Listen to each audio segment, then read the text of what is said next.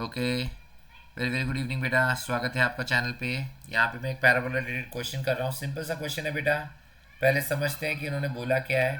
तो बेटा यहाँ पे हमें पैराबोला की इक्वेशन निकालनी है। फोकस हमें दिया हुआ है बेटा 0, -3, तो ये वाई एक्सिस पे है। Focus is 0, -3। और बेटा डायरेक्ट्रिक्स की इक्वेशन दी हुई है y = 3। तो डायरेक्ट्रिक्स एक हॉरिजॉन्टल लाइन होगी बेटा, क्योंकि y कांस्टेंट है उसमें, करेक्ट।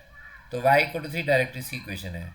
अब हम एक लाइन बनाते हैं फोकस से पास करते हुए डायरेक्ट्रिक्स के परपेंडिकुलर। तो ये लाइन बेटा एक्सिस होती है, करेक्ट। क्योंकि हमको पता है कि एक्सिस और डायरेक्ट्रिक्स क्या होती है, परपेंडिकुलर होती है। हमको पता है एक्सिस और डायरेक्ट्रिक्स क्या होती है बेटा, परपेंडिकुलर। ओके, तो ये पॉइंट टी हो गया, और टी और एस का मिड पॉइंट होता है वर्टेक्स। टी और एस का मिड पॉइंट होता है वर्टेक्स। एस को हम क्या बोलते हैं बच्चों, फोकस। एस को हम क्या बोलते हैं बच्चों, फोकस।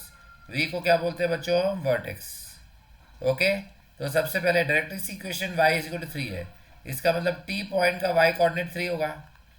और ये लाइन जो एक्सिस है ये वर्टिकल लाइन है, और फोकस का एक्स कोऑर्डिनेट 0 है। मतलब एक्सिस की इक्वेशन x = 0 हो गई बेटा, यानी कि y एक्सिस। तो हमारे लिए जो पैराबोला की एक्सिस है वो y एक्सिस ही है। टी पॉइंट के कोऑर्डिनेट्स क्या हुए, 0, 3। अब सबसे पहला हमारा टास्क है कि हम वर्टेक्स के कोऑर्डिनेट्स निकालें, क्योंकि उसके बाद ही हम पैराबोला की इक्वेशन लिख सकते हैं। तो ये 0 ये 0, तो वर्टेक्स का भी एक्स कोऑर्डिनेट तो 0 हुआ। और वाई कोऑर्डिनेट के लिए हम मिड पॉइंट फॉर्मूला लगाएंगे। तो इधर 3 है, इधर -3 है, तो दोनों वाई कोऑर्डिनेट को ऐड करो। 3 - 3, 3 + -3 0, 0/2 0। तो वर्टेक्स हमारे पास ओरिजिन ही है। अच्छा, वर्टेक्स और फोकस के बीच का जो डिस्टेंस है बेटा वो ए होता है। तो फोकस 0, -3 है, वर्टेक्स 0 0 है, तो ए का वैल्यू क्या हो गया, 3।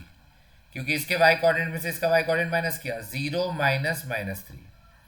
0 - मतलब ए का वैल्यू 3 आ गया। अब यहाँ पे बेटा हम स्टैंडर्ड फॉर्म 4 का यूज़ करेंगे। यहाँ पे हम स्टैंडर्ड फॉर्म 4 का यूज़ करेंगे, तो x² आएगा। डाउनवर्ड पैराबोला होगा, क्योंकि अगर शेप बनाए तो पैराबोला वर्टेक्स से पास करा, डाउनवर्ड फेस करेगा, फोकस नीचे है। तो -4a × y हो गया, -4a × y। और a का वैल्यू क्या हुआ बेटा, 3, क्योंकि वर्टेक्स और फोकस का डिस्टेंस 3 रहता है। तो a की जगह 3 पुट किया, तो ये क्या हो गया, -12y।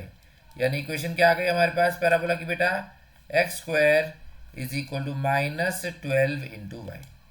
Okay, x² = -12 × y। I hope आपको समझ में आ गया होगा। ओके, थैंक यू बेटा। कोई डाउट है तो प्लीज़ कमेंट करिए। Thank you.